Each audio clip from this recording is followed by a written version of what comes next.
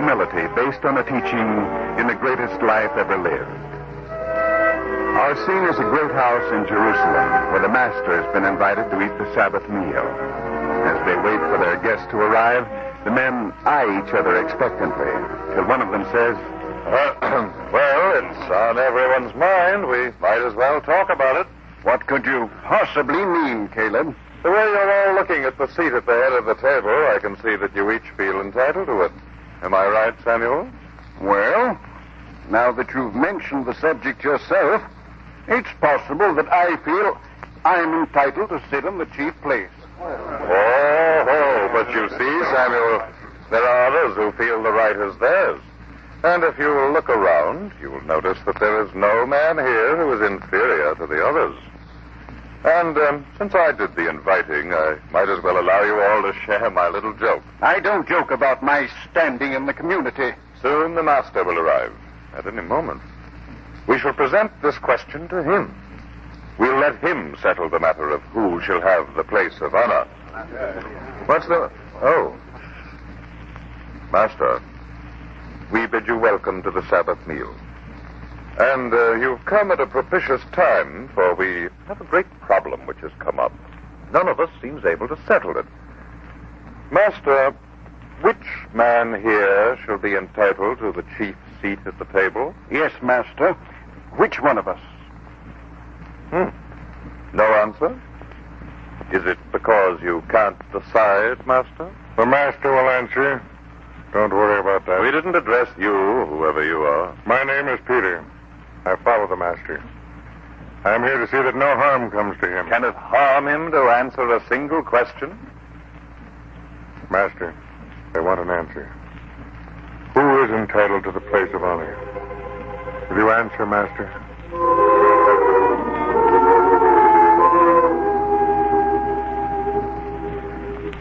Whosoever exalteth himself shall be abased, and he that humbleth himself shall be exalted.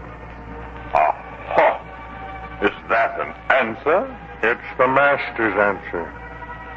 But if it's not clear to you, then perhaps you'll explain with a parable. When thou art bidden of any man to a wedding, sit not down in the highest place.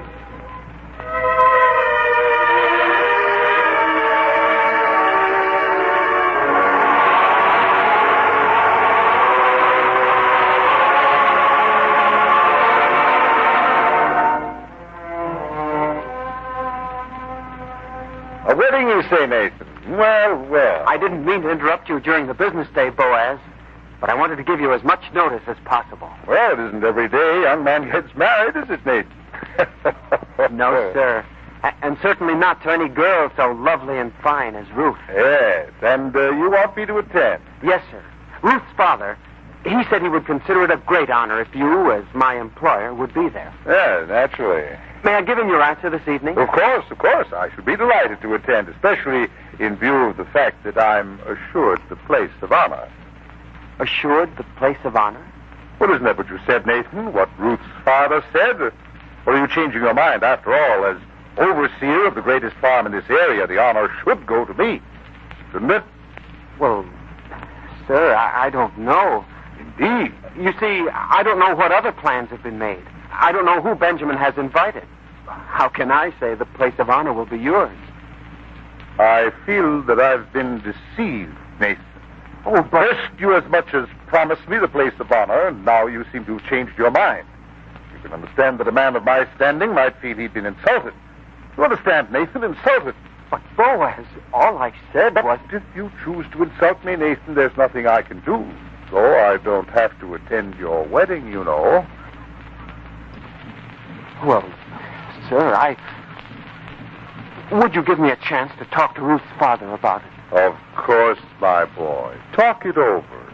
I'm sure you'll arrive at the right decision. Yes, sir.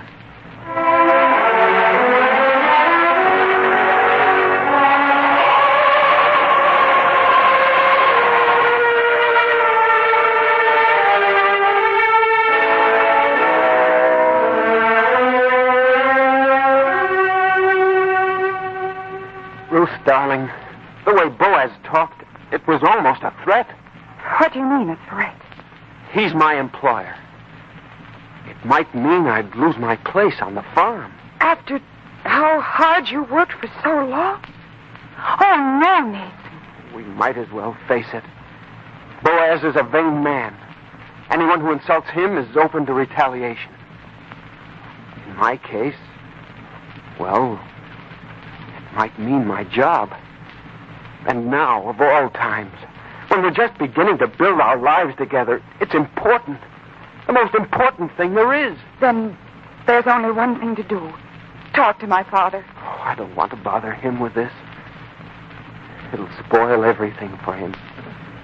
You know how he's looked forward to this time. You'd better talk to him, Nathan. If there's going to be trouble, we might as well face it.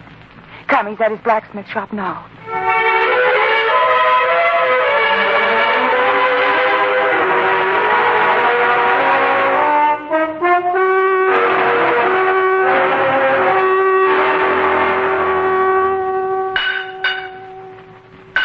You'll have to keep talking as I work.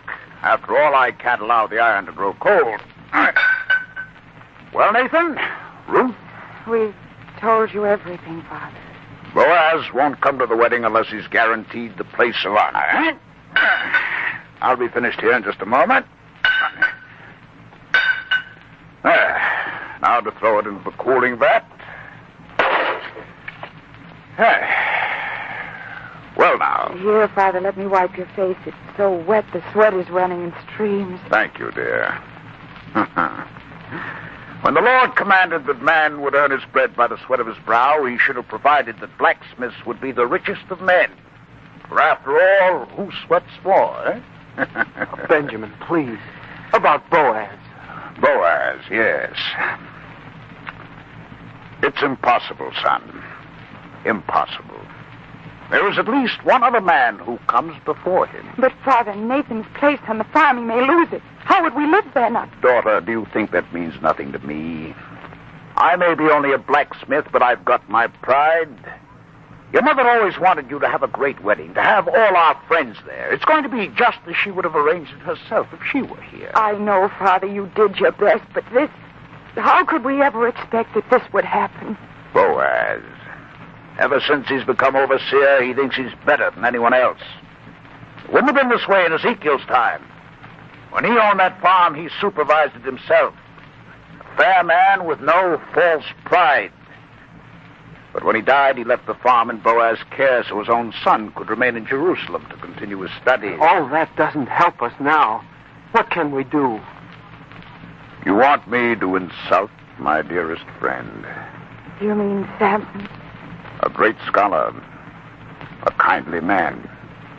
Why, I couldn't even think of having my daughter married without having Samson there. I know you two have been friends a long time. A long time, all our lives. We grew up together in this very town.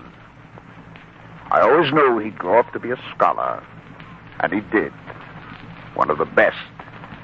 But he never forgot his friend Benjamin. Yes, even now he invites me to his home, even when he has the most important guests. Should I insult him now at my own daughter's wedding by not offering him the place of honor that is due him? Your father's right, Ruth. Would I ask him to do this if it weren't so important to our future happiness? Ruth, I'm giving you the best I can. There'll be no finer wedding in this town. But don't ask me to insult an old friend. Please don't ask me. You're right, sir. We shouldn't have troubled you about this thing. Father... Here, now. I'm sorry, daughter, but what you ask me to do, I can't. Believe me, I can't. Take her away, son. I have work to do. Come, dear, please. All right, Nathan. Father, I don't blame you. Believe me, I don't. Come. Go, dear. Take my word for it. This won't seem so serious after a while. Ruth, please, don't worry about it too much. But if you lose your position now, the money you're saving up to buy a place of our own, it'll disappear little by little until there's nothing left. You'd have been better off if you'd never met me. Oh, don't say that, darling. And as for all the things I've wanted, they've been for you. Everything. The land to assure you that you'd never go hungry. The house to give you comfort and security. And if everything had worked as I'd planned it, we'd have it all in only a few years. Well, what if it takes longer? We can wait. It isn't right. How can everything we planned on be upset by something so small and petty? It isn't right. Maybe I was wrong about Boaz. Maybe I misinterpreted what he said. Let's wait. Let's see what happens.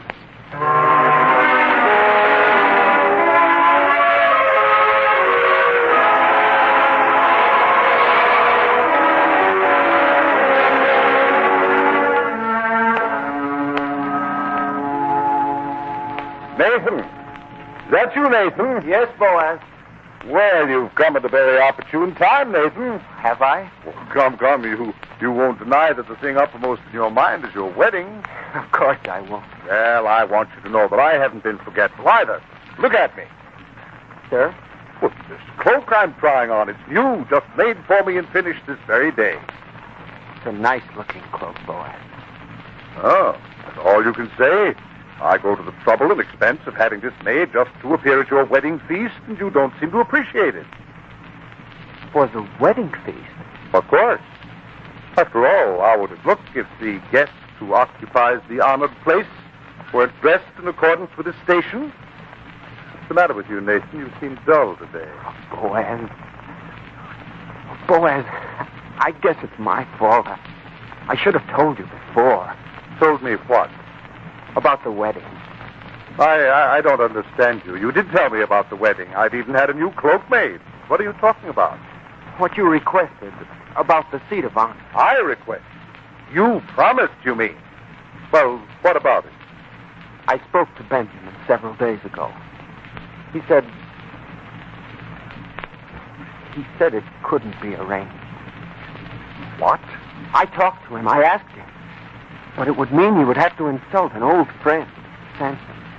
Samson, eh? A useless man. They give him the place of honor over me. He's a scholar, the most famous in the history of our town. Such a man deserves honor. You understand? Understand? Of course I understand, Nathan. I understand that you invited me to your wedding, that you assured me that the place of honor would be mine at the feast, that on the strength of that promise I went to the expense of having this fine cloak made. But now I find out that I can't depend on you. And if I can't trust a man, how can I have him working for me? You see, you placed me in a very embarrassing situation. Oh, please, Boaz, try to understand. I do understand. No, Boaz, you don't. Now you're contradicting me, too. What's the matter, Nathan? Why are you forcing me to do something I don't want to do? I assure you, I don't want to take your position from you. But, Boaz, I can't ask Benjamin to insult his old friend. But you can ask him to insult me. It wouldn't be an insult. Wouldn't it? Well, I'll decide that, Nathan. Oh, Boaz, please, can't you understand? I did the best I could. Now when I need my job most, you're going to take it from me. Over such a small thing. A small thing? My honor? Well, I don't think so. And as for how much you need your position here, well, you can't need it very badly if you won't arrange this little matter. I'll see what can be done, Boaz.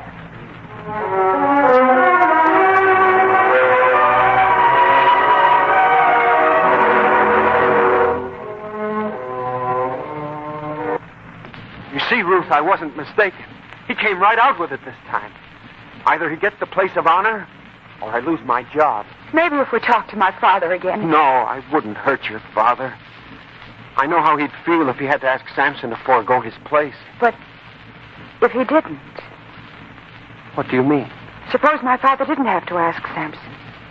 How else could it be arranged? Leave that to me, Nathan.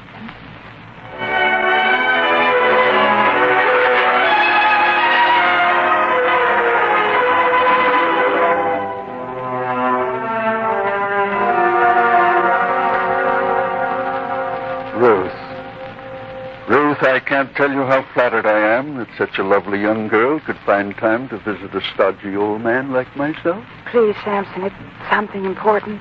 What's more important than a wedding? Tell me that. Why, I was there the day your father and mother were married. Now, that was a wedding. But I'll let you in on a secret, my dear.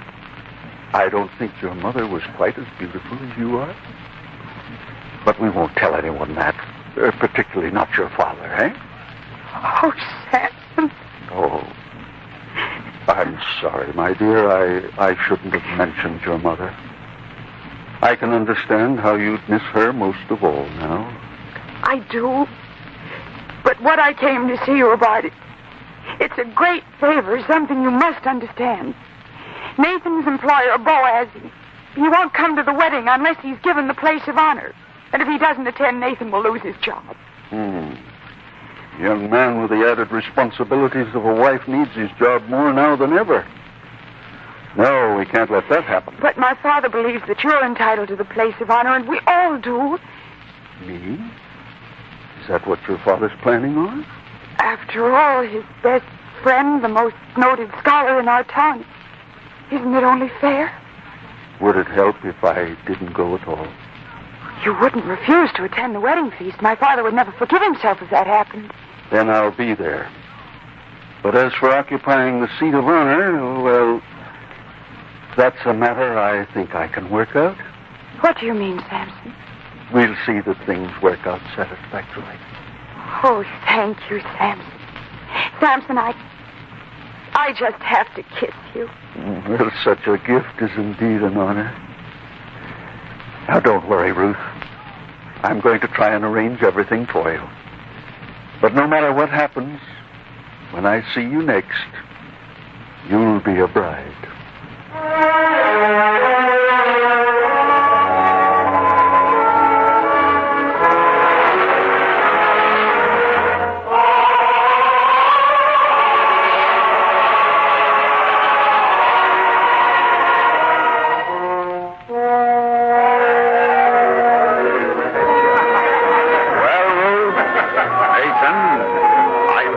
In your wedding?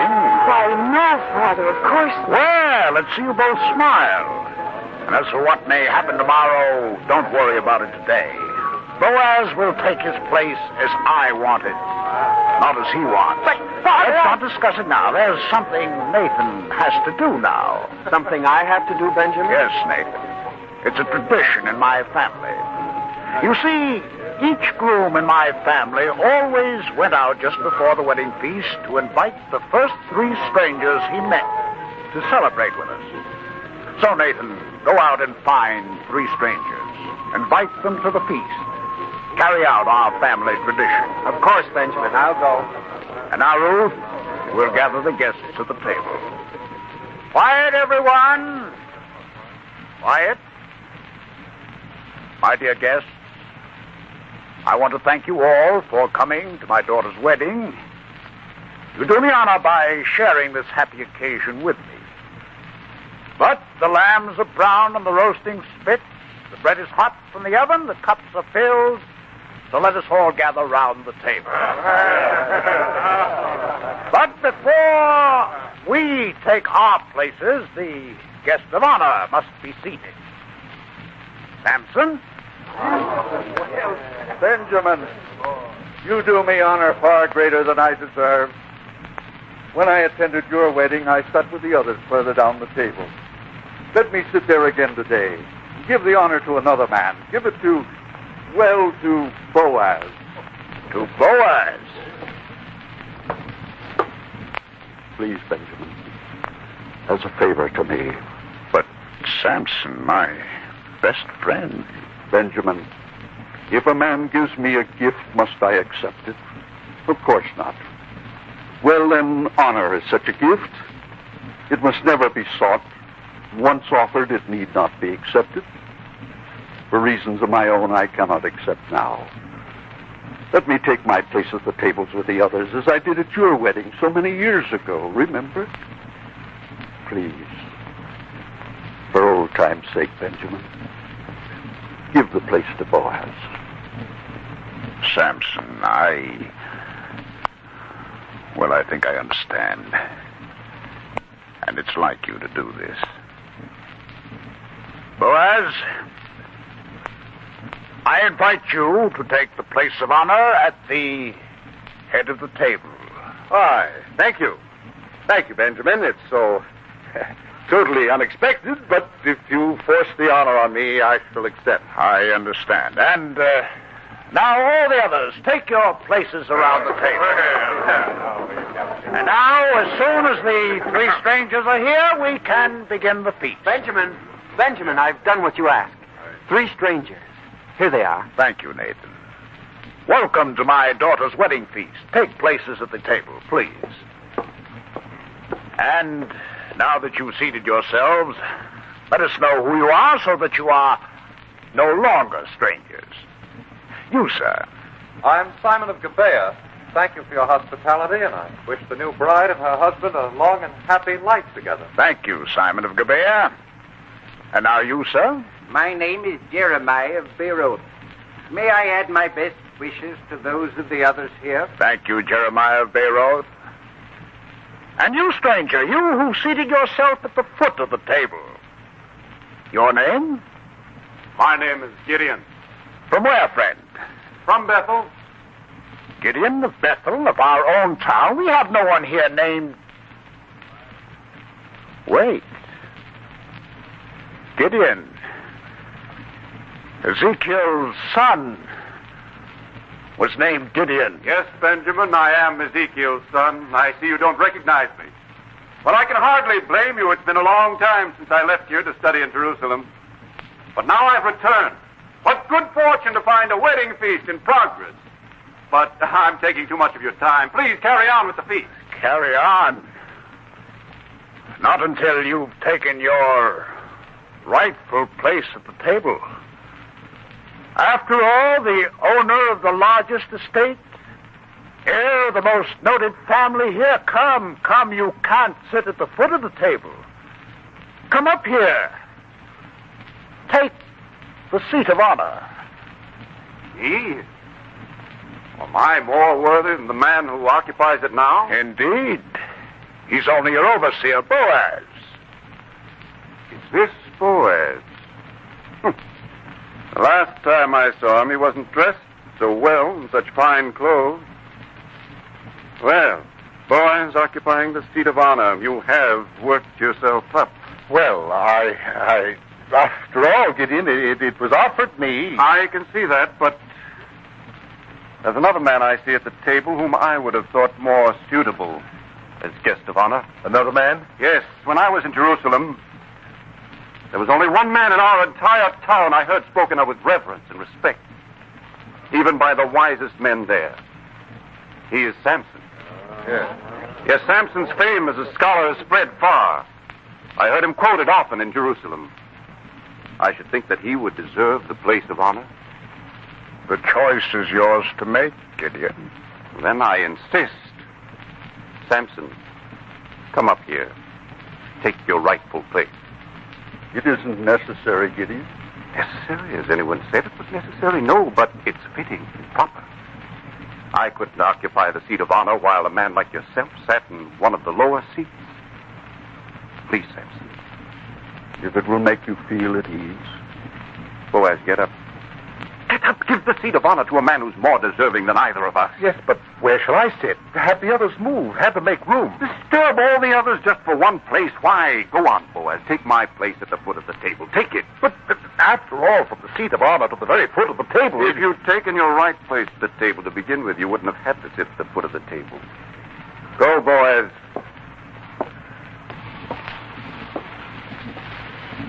Now, Samson, take the place of honor you deserve. I'll take your place, and we'll have a wedding feast as I remember them from my younger days here. Come, Samson. Everyone, rise and do honor to a man who deserves honor. And now that everyone is in his rightful place, I wish to offer a gift to the newly married couple. To two people who begin their married life with so hospitable a gesture as to invite strangers to share their feast. I shall give a portion of my land large enough to allow them to start a farm of their own.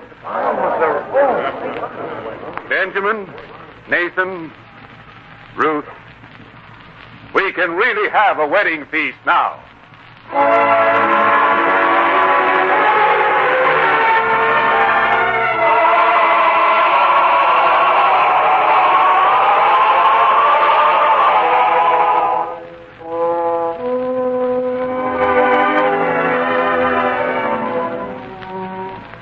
Caleb, you've heard the Master's parable. Does it answer your question as to who shall sit in the place of honor? I think it does. As for me, I shall forego my right to the place. Samuel, you may have it. I should take the place of honor. I won't contest your right to it. But there are others here. Perhaps they feel they're entitled to it. We shall offer it to them. Who of you would sit in the chair of honor at this Sabbath meal? Caleb, it seems there is no one who would claim the honor. Then it seems that we have indeed learned the lesson the Master sought to teach us. Am I right, Peter? Yes, Caleb. I think you've all learned the humility of which the Master spoke. It is not the man who seeks honor who gets it, but the man who is humble and doesn't demand honor. He is the man to whom people accord it freely and sincerely.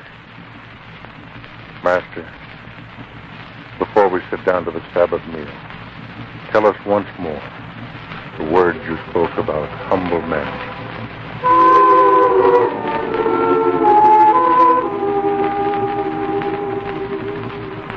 Whosoever exalteth himself shall be abased, and he that humbleth himself shall be exalted.